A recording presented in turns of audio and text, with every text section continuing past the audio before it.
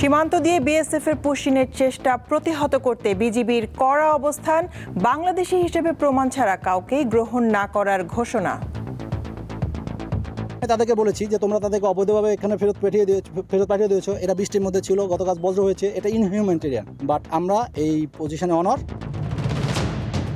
নোটিশের জবাবে সন্তুষ্ট না হলে আদ্দিন হাসপাতালের বিরুদ্ধে ব্যবস্থা জানালেন স্বাস্থ্যমন্ত্রী। লাইসেন্স বাতিলের নোটিশ বেআইনি, দাবি আইনজীবীর। আগামীকাল রবিবার বিকালের মধ্যে এরা উত্তর দিতে হবে কেন তাদের লাইসেন্স বাতিল করা হবে না। এই মর্মে আগামীকাল বিকাল 5টার ভিতরে কারণ দর্শানোর জন্য চিঠি পাঠিয়েছে। ভরা মৌসুমেও দেশের বাজারে ফের বেড়েছে চালের দাম। মিলার ও ব্যবসায়ীদের কারসাজিকে দায়ী করছেন খুচরা বিক্রেতারা, বিপাকে ক্রেতা সাধারণ।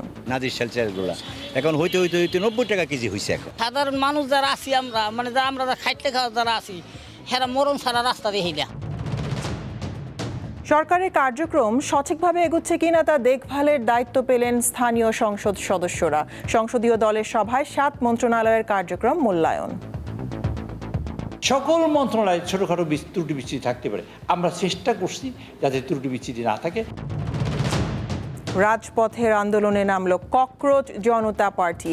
শিক্ষামন্ত্রী পদত্যাগের আলটিমেটাম দিলেন দলটির নেতারা, না হলে ভারত জুড়ে আন্দোলনের হুঁশিয়ারি।